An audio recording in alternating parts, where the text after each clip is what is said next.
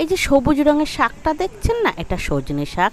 এগুলো যে সজনে গাছের আমরা সজনের ডাঁটা খাই, সেই গাছের পাতা। এই পাতা রান্না করে খাওয়া যায়। এটি পুষ্টিগুণে ভরপুর। এতে ভিটামিন এ এবং ভিটামিন সি প্রচুর পরিমাণে আছে। এটা খেলে না হাড়ের ক্ষয় কমায়, শরীরে ব্যথা থাকলে কমায়, প্রেশার কমায়, সুগার কমায় এবং এর আরও অনেক গুণ আছে যেগুলো এই ছোট ভিডিওতে বলা সম্ভব না। তো আজকে এই পাতা আমি ভাজা করব। এই পাতা না ভাজা করলে খুব টেস্টি হয়, তরকারিও খায়। তো এটা অনেকে চেনেন, জানেন, খেয়েছেন। আবার অনেকে হয়তো এটাকে চেনেন কিন্তু খায়নি কোনো দিন।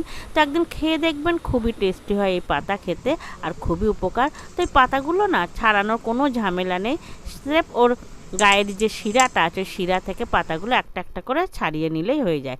তো আমি সব পাতা না ছাড়িয়ে নিয়েছি, নিয়ে খুব ভালো করে ধুয়ে নিয়েছি, নিয়ে এটাকে কুলোর উপরে এই যে দিয়ে দিয়েছি। আজকে এই পাতাটা আমি শুকাবো, শুকিয়ে গুঁড়ো করে এটাকে আমি রেখে দেব।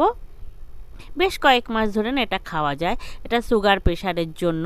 তো আমি আজকে সেই জন্য আমি এটাকে ধুয়ে শুকাতে দিয়েছি। এটার একটা বিশেষত্ব কি জানেন, এই পাতায় না জল ধরে না, ঠিক কচু পাতা মতন। কচু পাতা ধুলে যেমন কচু পাতায় জল থাকে না, এটাও ঠিক তেমন।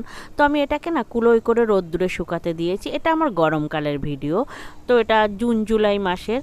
দেখুন একটা বেলা রোদ্দুরে দিয়ে দিয়েছি, মোটামুটি উপরের পজিশান শুকিয়ে গেছে, এবার নিচের পাতাগুলো একটু কাঁচা আছে।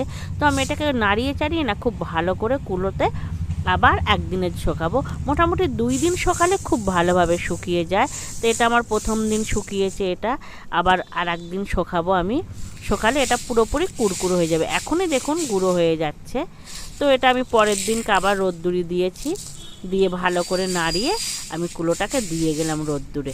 সারাদিন পরে এটাকে আমি তুলে নিয়ে যাব, নিয়ে আপনাদেরকে দেখাবো কেমন সুন্দর হয়। দেখুন কত সুন্দরভাবে শুকিয়ে গিয়েছে আজকে। এয়ারটাইট কন্টেনারে ভরে আপনি রেখে দিতে পারেন। এটা যখন খুশি আপনি বার করে এটা রান্না করে বা ভাজা করে খেতে পারেন। এটা খুবই উপকার। ব্যথা তো অবশ্যই কমায় এবং কোষ্ঠকাঠিন্যও দূর করে, হাই প্রেশার, ব্লাড প্রেশার সব কমায়।